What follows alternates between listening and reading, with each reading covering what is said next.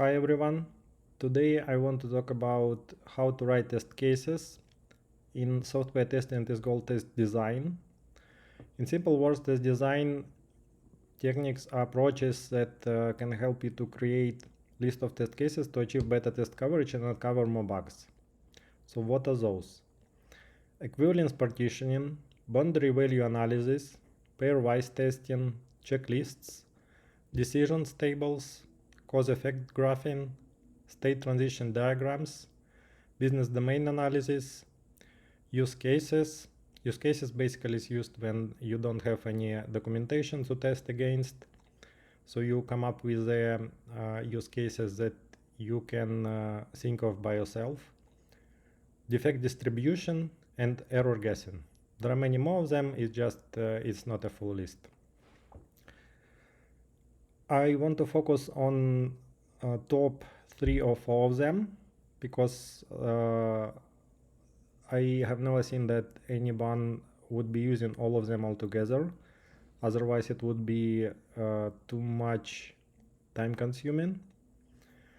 So let's take a look at this. At first one, boundary value analysis. So this one is about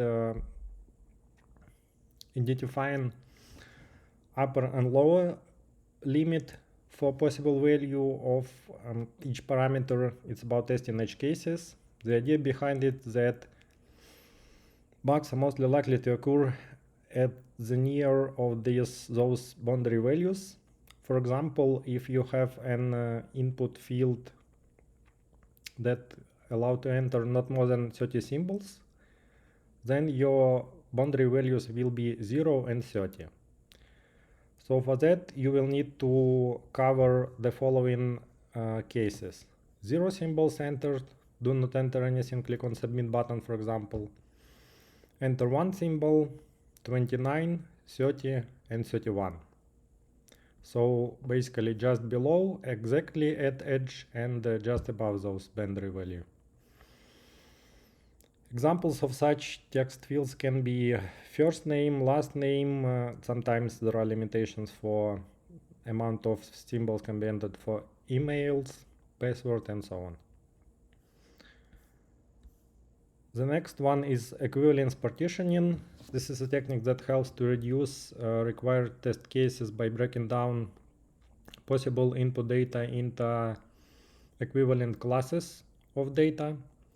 For example, for text input fields, it can be alphabetic characters, digits, special characters, space, punctuation signs, and non-alphabetic characters. Those can be considered as equivalence classes of partitioning. Another slice of partitioning could be position of each type of a symbol. At the first symbol, for example, for email, usually they do not allow first symbol to be a digit. So it always, in most cases, it should be a letter, and then you can use digits along the way. In the middle of a text, and as the last symbol. Also consider the way of submitting the data, for example, by hitting Enter key on your keyboard or by clicking Submit buttons. And also, please keep in mind that all these approaches can be used not only for input fields or UI elements that can be used for cart testing, for example, on any web marketplace. So you can explore and test how the cart behaves when you have only one product in the cart, 0 products, 99 products. Find the upper and lower limitations, explore and write down your test scenarios. The next one is the third one is pairwise testing. I really like this one. I use it a lot. So pairwise testing is also called all pairs testing. It has a special algorithm behind it that calculates combinations of possible discrete pairs of each entry parameter. So it helps to reduce the number of test cases needs to be written and executed. For example, let's take a look at LinkedIn job search filters. So if we would need to test all of them with all possible combinations, basically salary filter has 9 possible input values, experience level 6, date posted 4, on-site remote 3, company selected, not selected, and easy apply enabled or disabled. To test all of those possible combinations, we would need to run 9 to 6 multiplied to 4 to 32. It will be 2592 test cases. Sorry, there is a mistake, should be 3. However, using the pairwise testing, you can reduce the number of test cases to just 54. All pairs approach tools generate test cases in such a way that each pair of input values is covered only once. So it basically removes some duplicates. That's what allows you to reduce the number of test cases. And it's considered actually to be a very effective test of writing tests and to test software. And usually the minimal required number of tests will be multiplication of two largest values among parameters. So in our case it will be salary 9 by experience level 6. So it will be 54 test cases. And the best thing about this approach is that you actually have ready to use tools that will generate test cases or combinations for you. This is one of the examples. You can enter values, possible values, all of the possible values of each filter, as in our example, into the table. Click on generate pairwise, and it will generate combinations of those values for you. So you can just copy paste them into your test scenarios and use these combinations. Also, please do not forget that there is such meaning as positive and negative test scenarios. So all written test cases can be divided to positive and negative.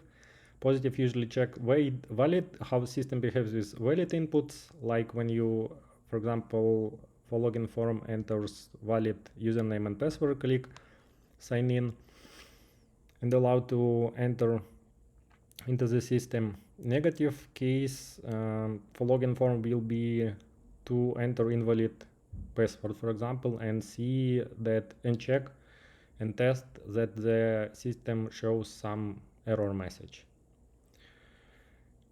In most cases, in most situations, you would have to have a goal to test positive test scenarios first, and only then, if you have time, go and test all of the negative ones, because you will not always have time to test all of them, because there is always a deadline.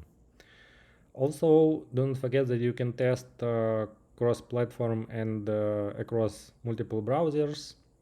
For platforms, it can be Windows and Mac. I have never seen anyone was testing on Linux, so I omitted it on purpose. And in regards to browsers, basically you should be aiming to test in Chrome, Safari, Edge, and Firefox. Those are the most popular ones according to statistics. One more thing that you can use that can help you is you can always Google ready-to-use checklists. There are already tons of them written by somebody else. So just Google it like this, checklist to test login form, for example. There will be a bunch of links, and those will be the results, the example of results. There's a login process with and without credentials, login with a valid username,